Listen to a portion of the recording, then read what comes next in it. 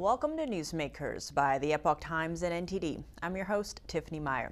We begin by zooming in on the FTX scandal. Disgraced founder Sam Bankman-Fried is set to spend Christmas in jail, staying there till next February. That's after a judge denied his $250,000 bail request. The judge citing a heightened flight risk, quote, because of the former billionaire's access to financial resources. But before we get ahead of ourselves, let's take a moment to cover some updates because there's been a lot. Earlier this week, SBF said he did not think he would be arrested. Hours later, he was arrested while still in the Bahamas. Guess he did not have a crystal ball. But because of his arrest, he is no longer testifying before Congress. Now, as for the timing of his arrest, numerous people are raising questions, including New York Congressman Lee Zeldin. Here he is speaking with America's Newsroom about that.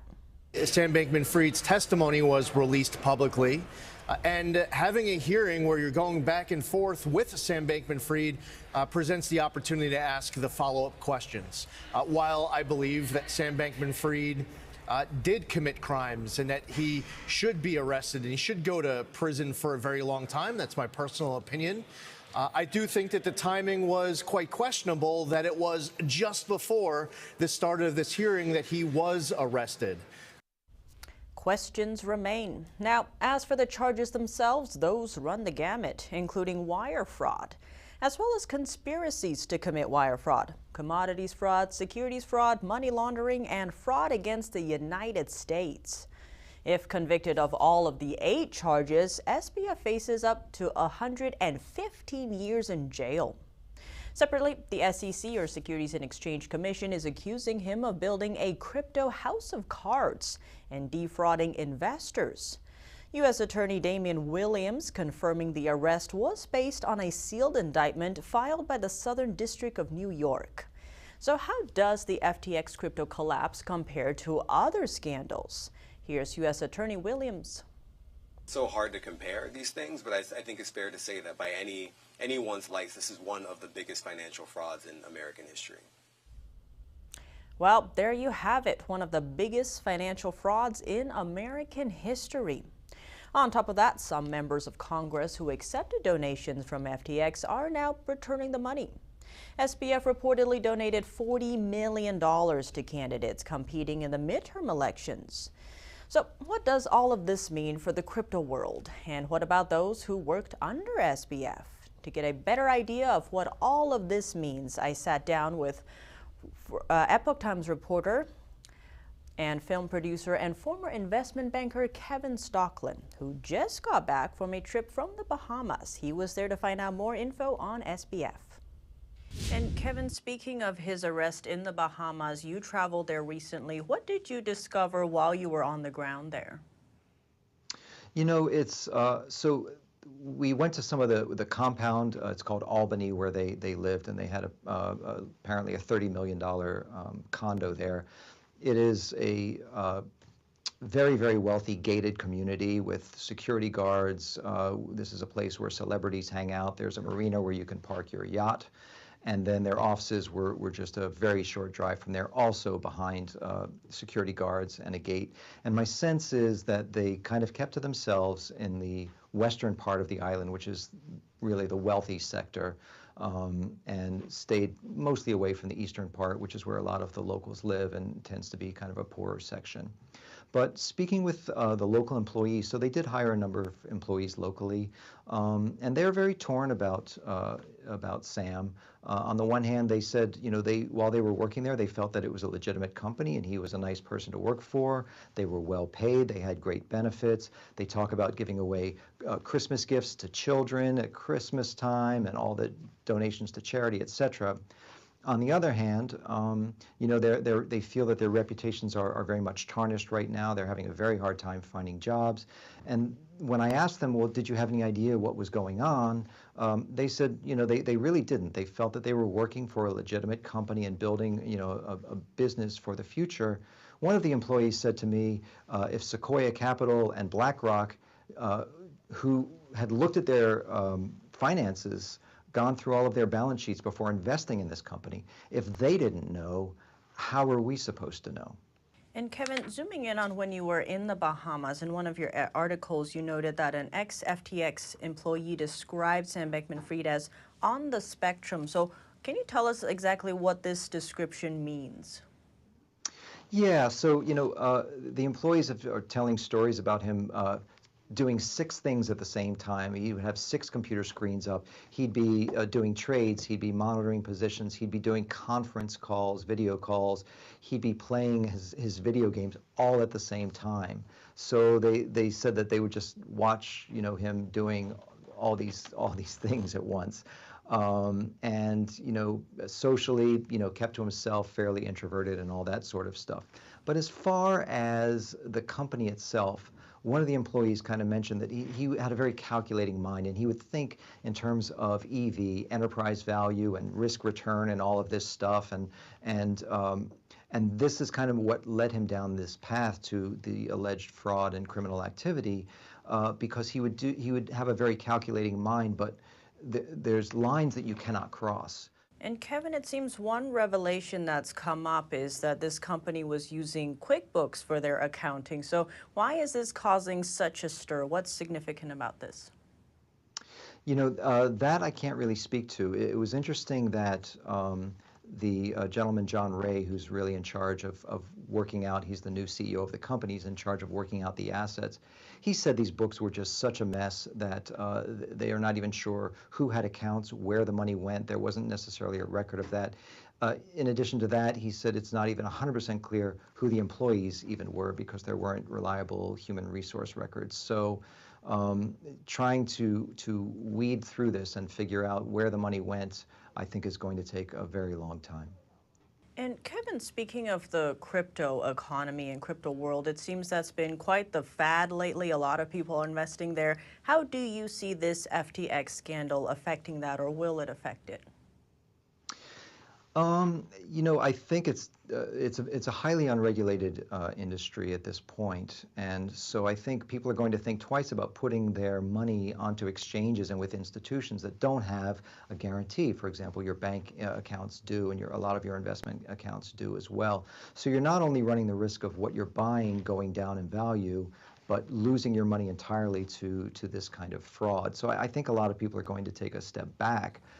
On the other hand, a lot of the reason that people move into things like crypto in the first place is that the Fed has kept interest rates so low, and the spending of the Biden administration, they've spent about $4 trillion, has really devalued our currency. A dollar is supposed to be a store of value. That's where we save for retirement and college and to buy a house.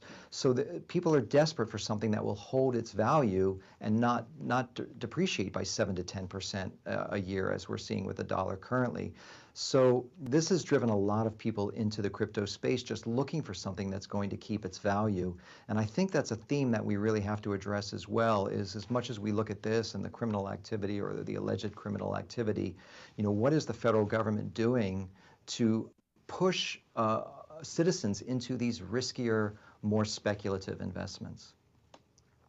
And so with all of it, especially with crypto being, say, unregulated or deregulated, with, say, this whole scandal, the FTX scandal, do you see more regulation in this sphere, or how is this going to impact that? I mean, I expect that there probably would be more regulation. One thing that they can probably ask themselves before they go down that path is, where was the SEC to begin with? This is an exchange. They should have been regulated, by the Securities Exchange Commission. So what about the regulation that we have? And what about the regulators that we have? And how did they miss this? So I think some soul searching should be going on there before we go in and write new regulations. But I think new regulations around crypto are certainly in the cards and probably should be. Well, definitely quite a fascinating story here, Kevin. Thank you so much for joining us. Thank you for having me. And coming up after the break, we are joined by Dr. Peter McCullough. Dr. McCullough was suspended from Twitter, but Elon Musk brought him back. After the break, we'll learn more about the suspension and what Elon's Twitter takeover means for health information.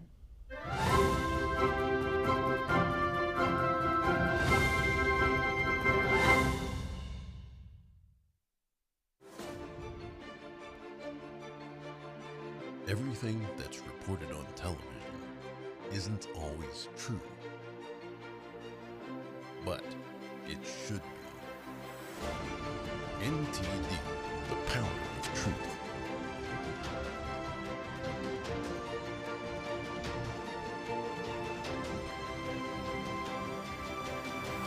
Now available 24/7 on television and streaming platforms. NTD's Capital Report. It's about getting answers, cutting through the fog of politics. It's about your questions and our chances to ask. What is the net impact of the American? Congressman Graves, thank you for joining us. We're speaking to those in power to find out what does this mean for the people. We're here so you're in the know. Navigating a world of economic madness, you need to have the right guide. What do today's decisions mean for your tomorrow? We ask why. What's the alternative? Uncover the deeper reasons and the hidden influences, and highlight the real opportunities for profit. At NTD Business, we connect the dots for you. Good evening. Thanks for joining us. NTD Business. I'm Paul Green. At The Nation Speaks, we don't just scratch the surface. We want to go wide and deep.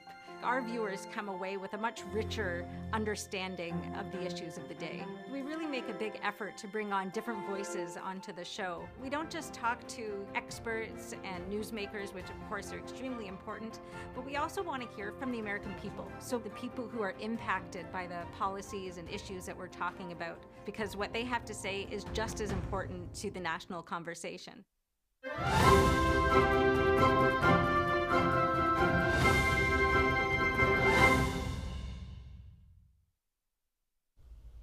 Welcome back to Newsmakers. Twitter's new owner, Elon Musk, is all about free speech, and he's making good on his promise to allow opposing views on the site. But he is not stopping there. Since taking over Twitter, Elon has become increasingly vocal about transparency and the need for people to see what happened behind the scenes at the tech company. To that end, he released secret emails and discussions about shadow banning for removing accounts that did not toe the party line. Our next guest was a victim of the previous Twitter regime's censorship. In October, renowned cardiologist Dr. Peter McCullough was suspended from Twitter for raising concerns about the COVID-19 vaccine for kids. But after Elon completed his Twitter purchase, Dr. McCullough was allowed back on. Plus, Elon also unsuspended Dr. Robert Malone, who, you might remember, was suspended from Twitter in 2021 after he criticized the effectiveness of the mRNA vaccines. Dr. Malone was a contributor to the mRNA vaccine technology. And joining us now to discuss Elon's Twitter takeover and his subsequent reinstatement is the author of the book Courage to Face COVID-19, Dr. McCullough himself from his car. Doctor, thank you so much for joining us. Thanks for having me. We're honored to have you. So what does Musk's takeover of Twitter impact the sharing of health information in the future, particularly if there's another health emergency? This is very much a welcome change. Twitter had become an incredibly biased and censored platform where the public knew they weren't getting a fair, balanced set of information on a whole variety of developments, including the early treatment of SARS-CoV-2 infection, and then a balanced view on safety and efficacy of the vaccines. I was just tweeting scientific manuscripts and abstracts. I have dozens of publications myself on the topic. And so people were looking to me as a source of valid, carefully curated scientific information. I didn't violate any of Twitter's rules. And what we're learning is that secret emails between government agencies and Twitter were working to, in a sense, shadow ban me, censor me, and inhibit my ability to, exercise my rights to free speech and disseminate scientific information, whether it be me specifically or those in my circle. So I'm glad to be back on with no shadow banning, no blacklisting, and no unfollow program. My followers are skyrocketing right now. That shows you that Twitter was using tremendous artificial intelligence in order to shape a false narrative.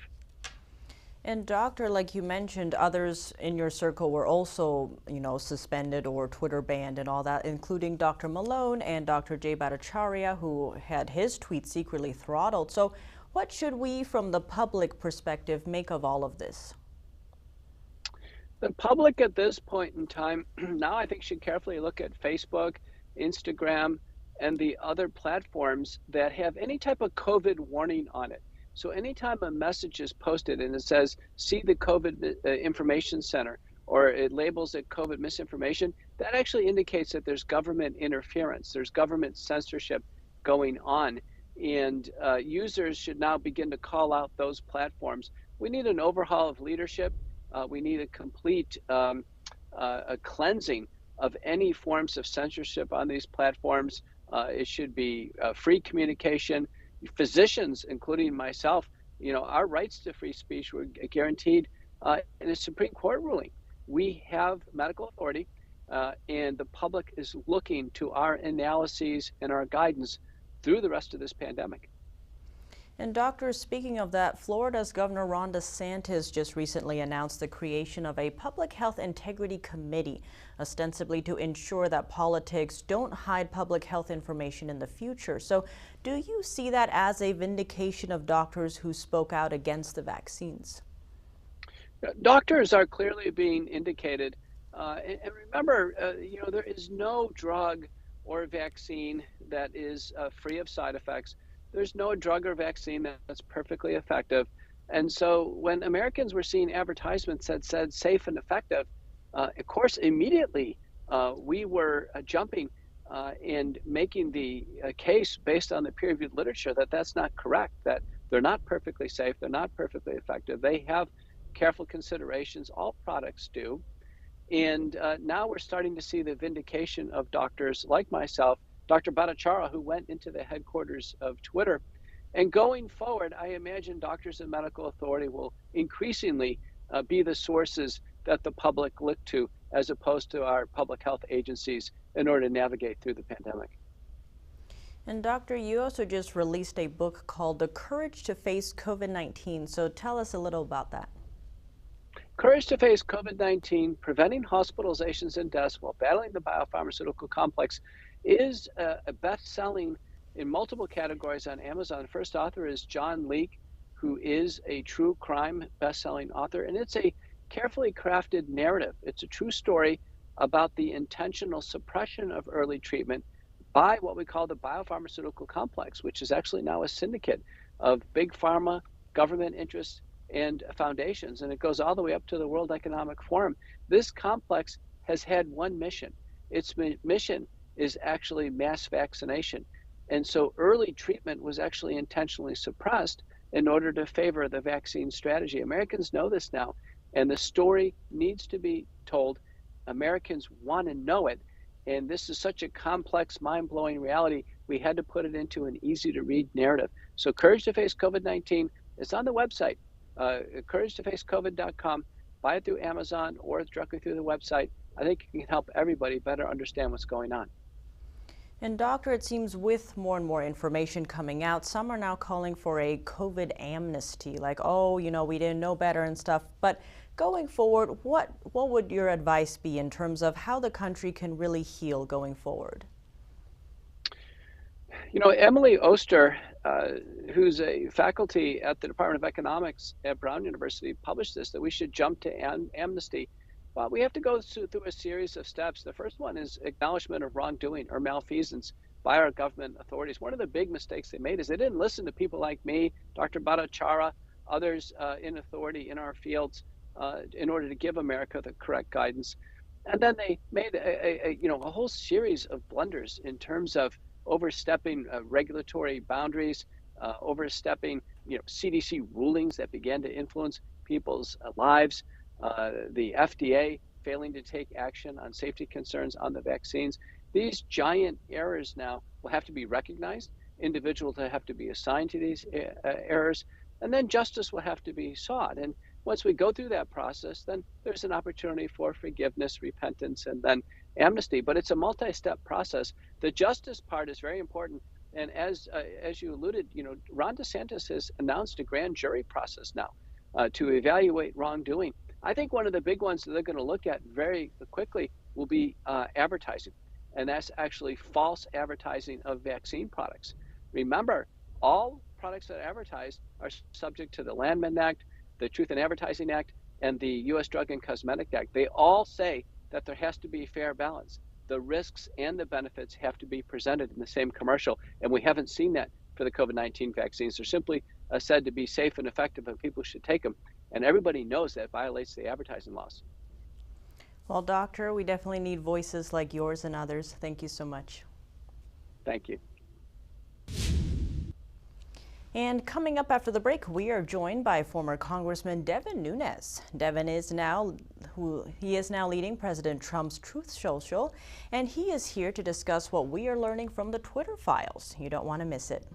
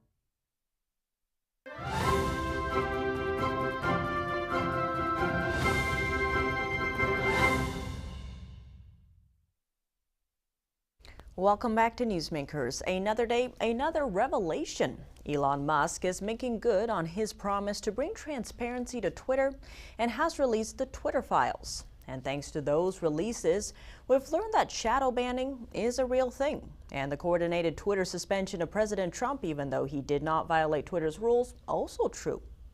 In fact, it seems like all of the things conservatives accused Twitter of doing and which Twitter denied were actually happening behind closed doors. But what about media silence in all of this? What's the role there? They've largely ignored or outright dismissed the Twitter files. And joining us to discuss this developing story is former Congressman and head of the Intelligence Committee, Devin Nunes. Devin is now the CEO of President Trump's Truth Social. Devin, thanks for joining us. Great to see you again. Always a pleasure. Great to be with you. Let's start with the Twitter files. They seem to contain some pretty explosive revelations of government coercion and coordinated censorship. What's the most important thing we've learned from these drops? Well, probably there's so much and where to begin, but I think probably the most important issue is that we all knew, as you said in your opening, that shadow banning was occurring. We had plenty of circumstantial evidence, and in fact, I was one of the first people that we actually caught shadow banning, where some of the news media outlets actually called Twitter out on it. They denied it at the time. Later, Dorsey denied it before Congress at the time. But all of that we knew. Now, it was probably much bigger than any of us imagined, and I thought it was pretty bad. But I think this is the most important point. and that is that the coordination that the Department of Justice and the FBI clearly had with Twitter, and I don't think it stops there. I don't believe they were only doing this with Twitter. It seems like they were either running informants or had paid informants or volunteers where they were actively sending information on behalf of the government on who to look into, who to ban, and that sort of thing. And then look, I think the bigger issue here is Twitter's one thing, but what about Facebook? What about Instagram? There's plenty of others that I'm sure are shadow banning Americans, which is why Truth Social exists.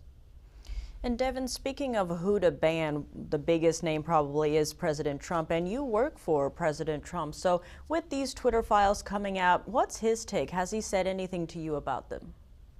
Yeah, I mean, look, we've talked extensively about it just in the last few days, but also I think he's been pretty clear since the beginning of kind of the whole Twitter mania, where Elon Musk went and was first talking about buying Twitter, then he bought Twitter, and now he's making changes. President Trump and myself, the goal of Truth Social, working closely with Rumble, is to develop a whole new ecosystem for people to have safety so that they're not, under the control of these oligarchs. So we've been very supportive of Elon Musk. The president's been very supportive, and I think the president is rightfully so. I think he's put on Truth Social quite a few comments that he's glad that Elon bought the company. He's glad that he's exposing this. And I think what we really need from Elon Musk and Twitter at this point is just release all the files. Don't just have selective journalists look at it. Release all the files so everyone can begin to evaluate them. And you never know what you're going to find. Likely we're going to be able to find the public, the general public and Congress will find more as there's more eyeballs looking on this information that Elon Musk should just release in total. And I think that's what Jack Dorsey, the former CEO of Twitter, has called for also. And Devin, speaking of these Twitter drops in, it seems the legacy media hasn't been covering it much. So why do you think that is? Why the silence? Surprise, surprise, surprise. I mean, look, there's an interesting cat and mouse game going on here, because the left and the media are beside themselves that Elon Musk, who's not a Republican, but is the richest man in the world, has essentially said, look, you guys are crazy. What you've been doing is crazy, and I'm calling you out on it. So there's this strange cat and mouse game where he's sitting on what seems to be a treasure trove of really damaging information to not only the fake news media, but also to probably many areas within the United States government.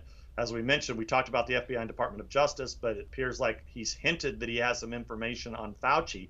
So I think we're just all kind of sitting back and watching this cat and mouse game play out, where you've got one of the world's oligarchs has decided to say, look, if Bezos can buy the Washington Post, I can buy Twitter.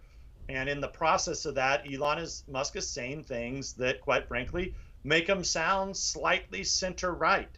And I think that's kind of a welcome sign from a lot of Republicans. And of course, President Trump and myself are just happy, because the goal of our company is to open up the internet. And if we can find another oligarch to buy Facebook and Instagram, it would probably be far better than the people that are running it now. Well, Devin, I guess time will tell on those points, but great having you with us.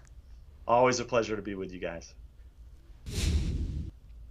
And coming up after the break, we are joined by Congressman Tim Walberg. He serves on the House Energy and Commerce Committee, and he is here to discuss clean energy and the latest breakthroughs.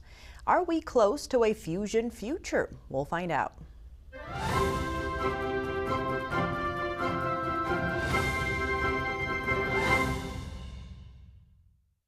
We are being censored. America's news outlets no longer provide the truth. 90% of news outlets in the United States are controlled by 6 corporations. They're not out to tell you the truth of what's happening. They're out to tell you the picture of the world that they represent.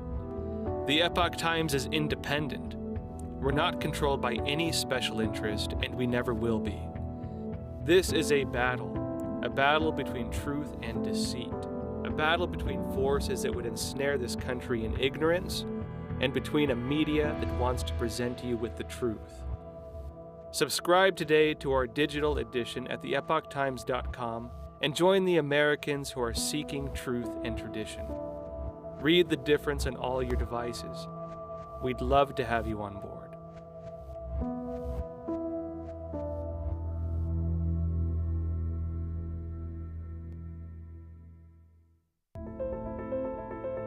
Good evening. Thanks for joining us. There's reporting that can be trusted. There are programs that can inspire every generation. There is a television network worth watching and sharing.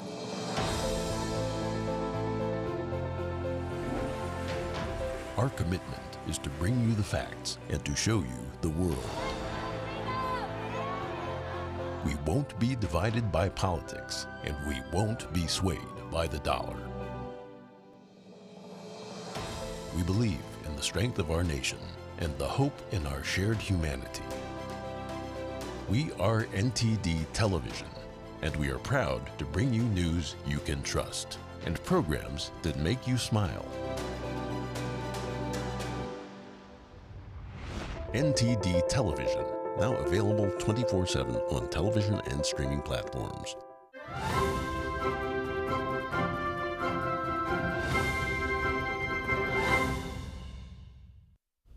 Welcome back. Solar, wind, nuclear. The developed world is rushing headfirst into a clean energy sector.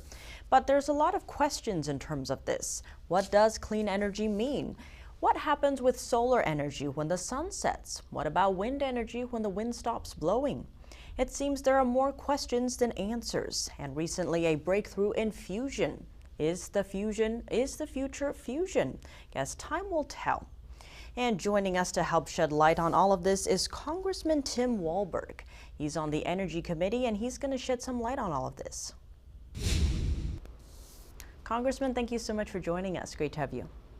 Well, good evening. Good to be with you. So it seems there's a lot of terms floating around right now. Green energy, clean energy. To begin, what is clean energy? How do you define that? Well, it's defined in many ways, but basically the definition is that it doesn't cause greenhouse gas emissions. It doesn't increase CO2 in the atmosphere. That sometimes can be a factor that leaves out the ability to provide energy in the way that we need to provide energy. We certainly want to be as clean as possible, and America has established the pattern. The next 12 countries combined attempting to bring about clean energy and clean up their environment don't equal to what the United States has done. So we need to be proud about that, but we're good stewards. We need to keep finding better ways, and that comes through innovation. And Congressman, why is there this sudden push into clean energy when it's sometimes maybe not able to give us that energy that we need? Well, I think it's a push that's come for quite some time. The whole clean energy, climate change issue has become almost a religion. And I just came back from Egypt at COP27.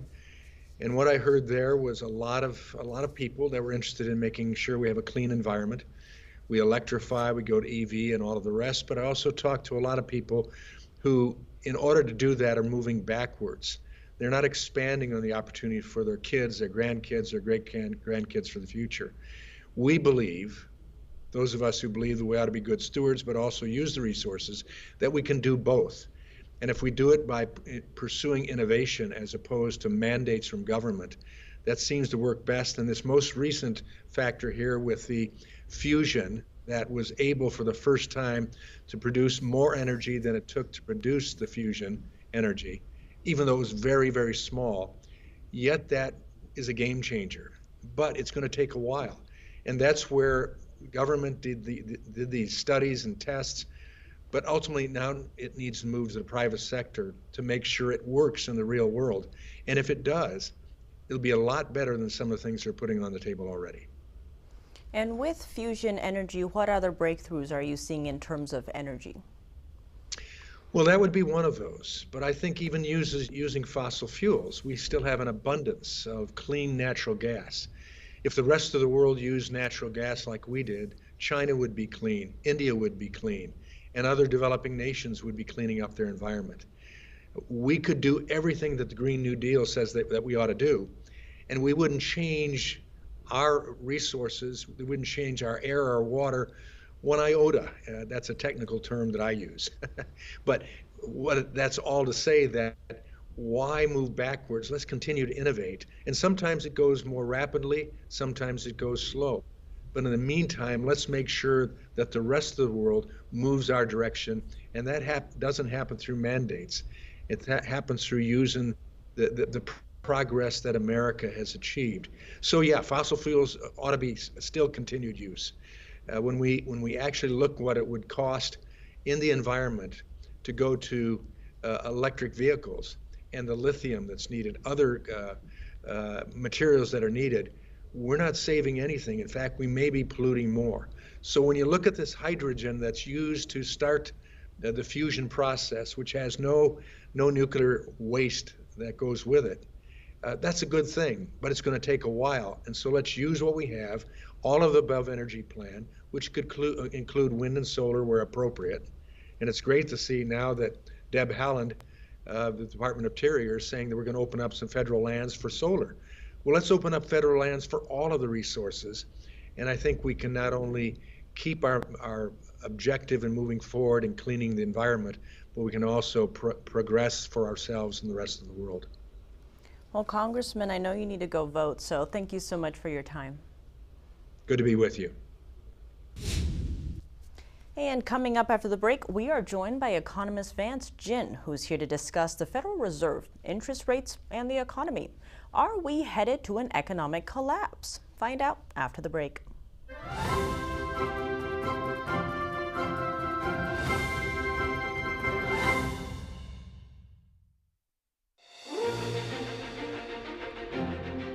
NTD's Capital Report. It's about getting answers, cutting through the fog of politics. It's about your questions and our chances to ask. What is the net impact of the American? Congressman Graves, thank you for joining us. We're speaking to those in power to find out what does this mean for the people. We're here so you're in the know. Freedom is not free, and neither is the truth. In order to bring you the facts, our reporters are out there on the front lines getting the true story. Some of them served 10 years of prison in China. We've been censored on social media. Our Hong Kong printing offices were set on fire, and we've been repeatedly attacked by the Chinese Communist Party. But no matter what, we believe that you deserve the truth, and so we'll continue to bring the truth to light. Head on over to getepic.com and try honest journalism that is based in truth and tradition. We'd love to have you on board. It's just clear as day. The media, whether it's broadcast, cable, or print media, has become extremely biased. And I started looking online for alternative ways to get information. And I saw an ad for a free trial. And I looked at it and I said, Epoch Times. I mean, come on, this is end of days type of stuff. I mean, what are they going to be talking about here? And I said, well, it's a free trial. Let me dig in. Is it giving me both sides? Is it giving me an objective point of view here? I have looked for opportunities to see where they might be biased, and I don't find it. It has given me a level of trust in media that I didn't think I'd ever get back. I love the Epoch Times because it has renewed my faith in the idea that a reliable, responsible, non-biased source of information is available. And I can say that I love it because of that. We are being censored. America's news outlets no longer provide the truth. 90% of news outlets in the United States are controlled by 6 corporations. They're not out to tell you the truth of what's happening. They're out to tell you the picture of the world that they represent. The Epoch Times is independent. We're not controlled by any special interest, and we never will be. This is a battle between truth and deceit, a battle between forces that would ensnare this country in ignorance, and between a media that wants to present you with the truth. Subscribe today to our digital edition at theepochtimes.com and join the Americans who are seeking truth and tradition. Read the difference on all your devices. We'd love to have you on board.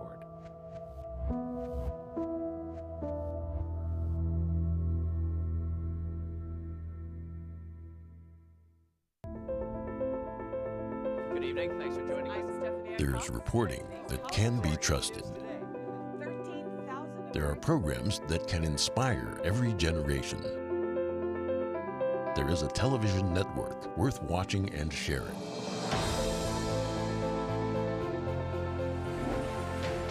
Our commitment is to bring you the facts and to show you the world. We won't be divided by politics, and we won't be swayed by the dollar. We believe in the strength of our nation and the hope in our shared humanity. We are NTD Television, and we are proud to bring you news you can trust and programs that make you smile. NTD Television, now available 24/7 on television and streaming platforms.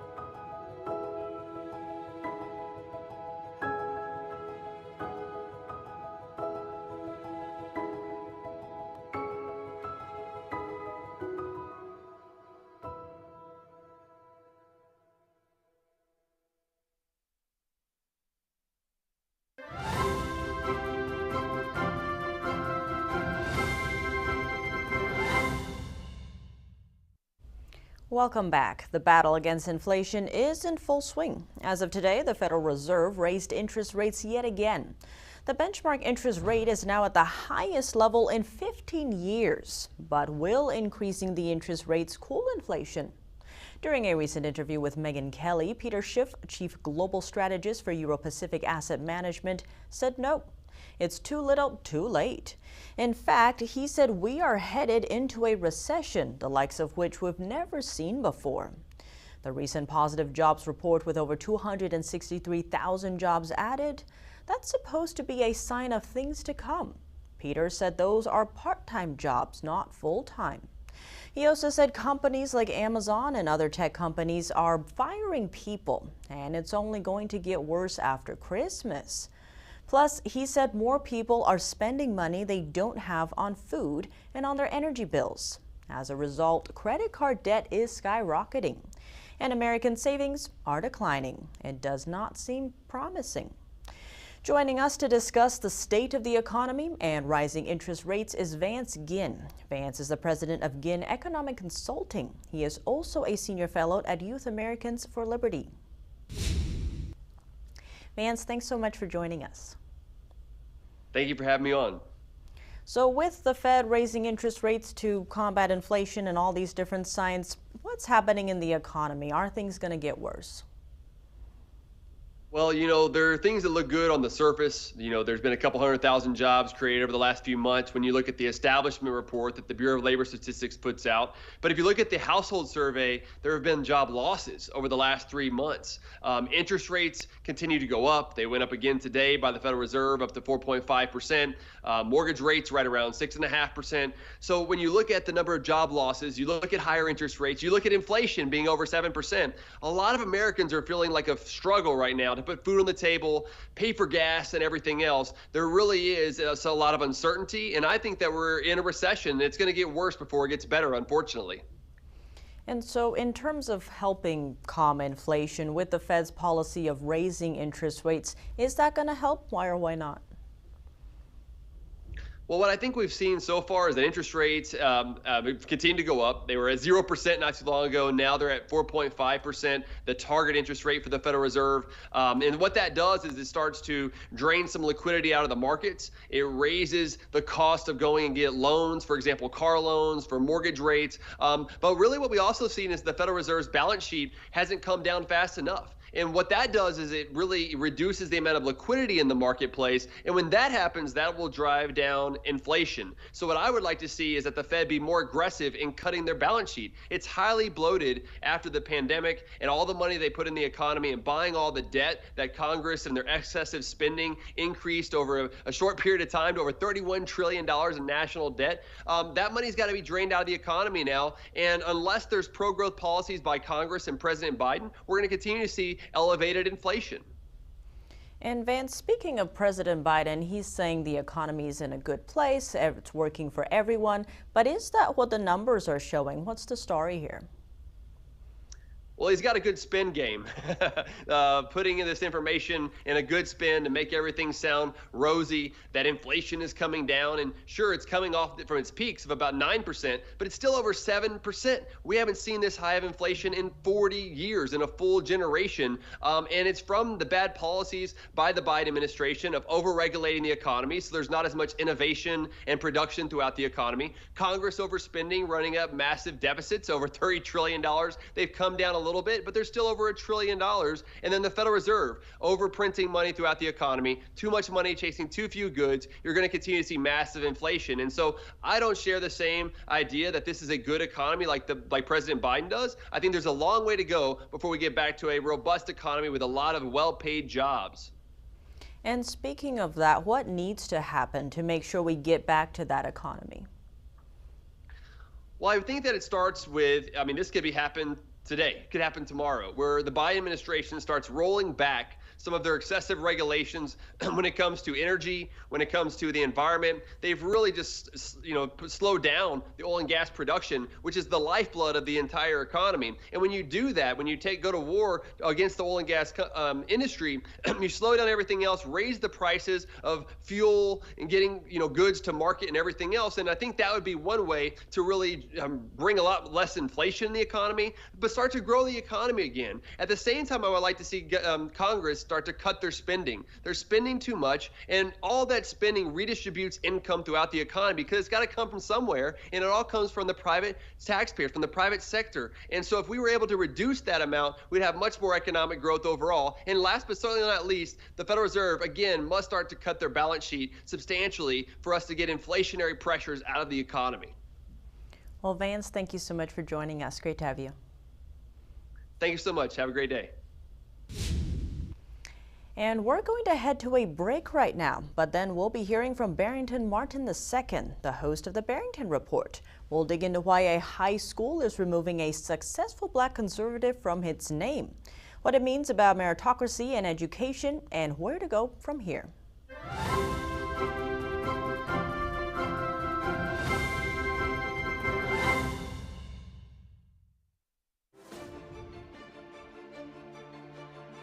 Everything that's reported on television isn't always true, but it should be. NTD, the power of truth.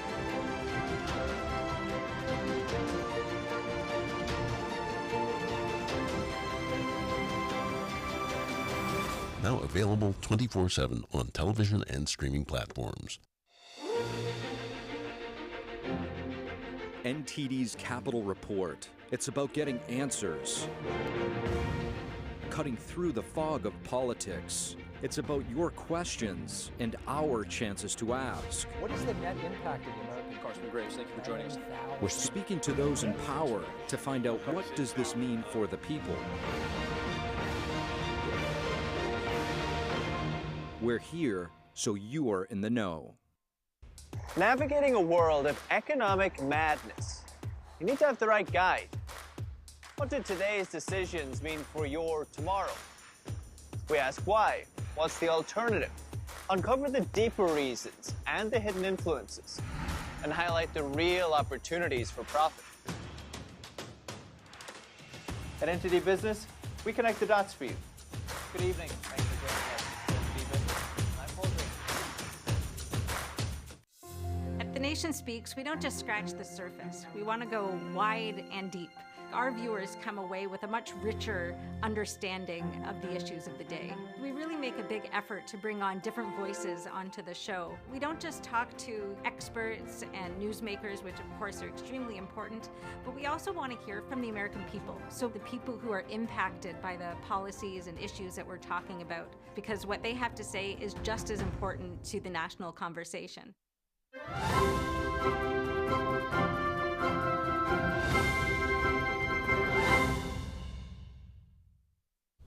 Welcome back to Newsmakers. American schools are failing, with test scores for reading and math both going down.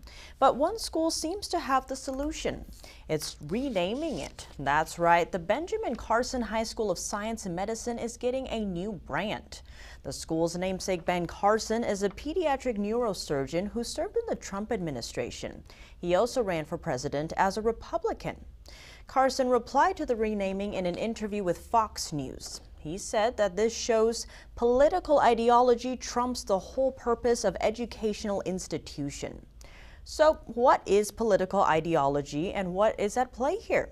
And what is the purpose of an education institution? And joining us to discuss, we have Barrington Martin II. He's the host of the Barrington Report and a former Democratic congressional candidate for Georgia. Barrington, thank you so much for joining us. Great to have you. Glad to be here. Thank you. So first, could you kind of put the news into context for us? How does this fit in with national trends in education? Well, I think ultimately it fits in beyond national trends in education, but just where our society is going. I mean, the Detroit School Board is showing you just how bad it's gotten to where people are now more so focused on ideology and more so focused on feelings than facts. So what are the facts?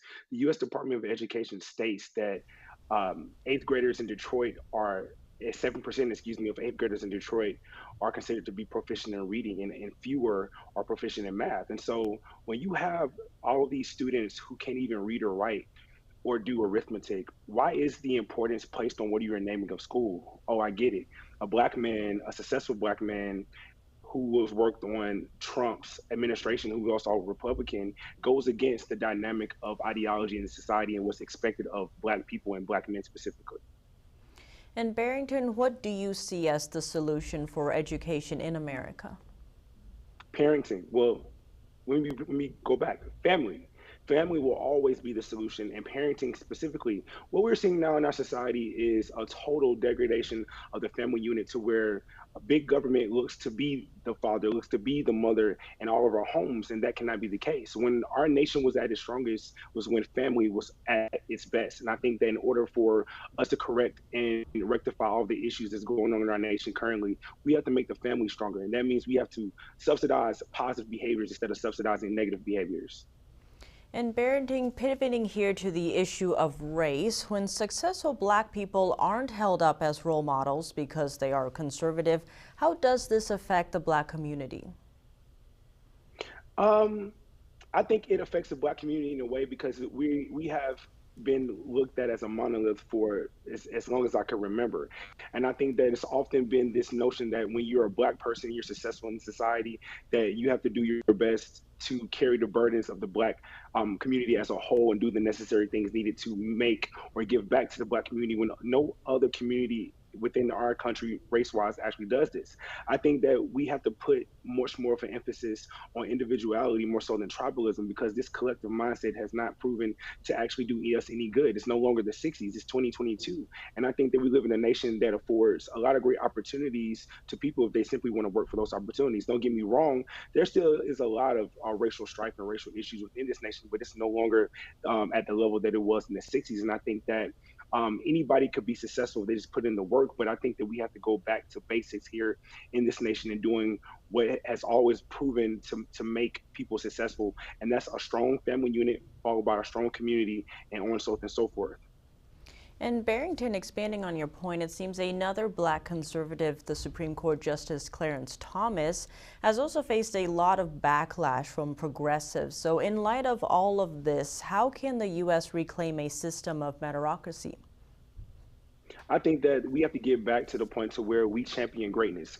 And going back to Benjamin Carson and of course, Justice Thomas, they both come from poverty. They both come from humble beginnings, and they worked their way up the ladder to be some of the most world-renowned men in their fields. And I think that that's not just a testament of them being Black men, that's a testament of them being great Americans. And it's stories like that that should inspire us all, no matter the race, no matter what we believe in, no matter our sexuality, no matter what we identify as.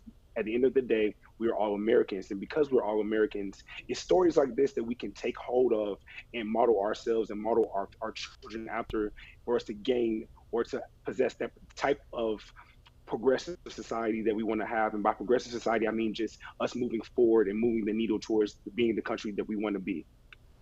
And Barrington, on your point about the family's importance in education, how do we really make sure our children are able to succeed in the future? I think that we have to look at what our children are failing at, and I think that we have to have a hands-on type of experience with parents and teachers and parents within the school. I think that ultimately there needs to be a close-knit type relationship from the school systems with the parents, and parents have to be more involved. I think that we have to remove the importance or the type of magnitude that the state has within the family and on the child. And I think that we have to go back to basics and understanding that the parent knows best for the child. And because of that, the parent has to do their due diligence and understanding that they must be a huge impact in their child's lives. Barrington, thank you so much for joining us. Great to have you. Great to be here. Thank you so much. And that's all from us tonight here on Newsmakers. We'll be back next week with a brand new show. So we hope to see you then. Thanks for watching and wishing you a good evening.